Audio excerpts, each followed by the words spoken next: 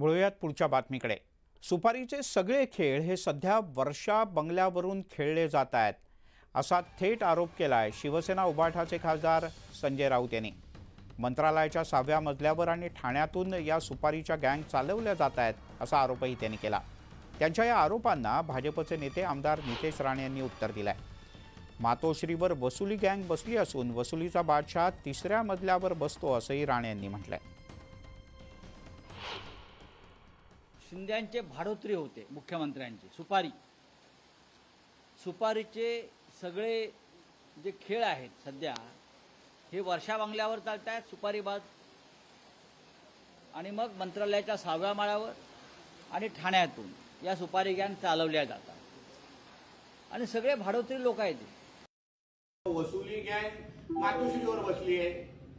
वसुली गँगचा बादशाह ज्याच्या मुख्यमंत्रीच्या काळात राज्यात सर्वात जास्त वसुली झाली, जे आता त्याचाच लाडका परमवीर सिंग आज बोलून दाखवतोय। मग वसुली किंग आणि वसुली क्षेत्रातला बादशाह हा मातोश्रीचा 3ऱ्या माळ्यावर बसलाय। तिकडे मातोश्रीच्या बाहेर करण्यात आलेल्या आंदोलनावरून शिवसेना आणि उबाठामध्ये चांगलीच जुंपली।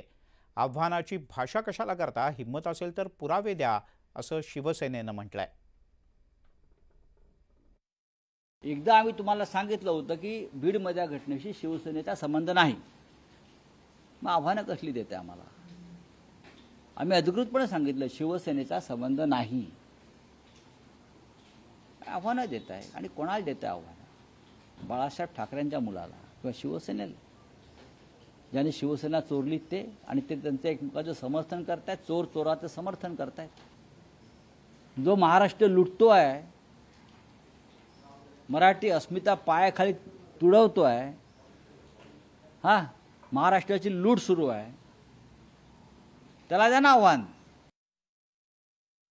इतका विद्वान माणूस आहे, मुंबईला पोलीस कमिशनर आहेत, जा ते पुरावे घेऊन पोलीस कमिशनर समोर, प्रेसच्या समोर ते पुरावे त्यांना सादर कर। किती कॉमन सेन्सची गोष्ट आहे, आणि त्याच्यावर गुन्हा दाखल करायचा प्रयत्न करा ना। इतके पुरावे असताना ते काय तुम्हाला आता कुठं खोसून ठेवायचे का? पुरावे तुम्ही दिले कुणाला पाहिजे? जर त्यांच्यावर कारवाई करायची असेल तर कमिशनरकडे गेलं पाहिजे। यासोबतच महाराष्ट्र अनलिमिटेडमध्ये घेऊयात एक छोटासा ब्रेक, लगेचच परत येतोय।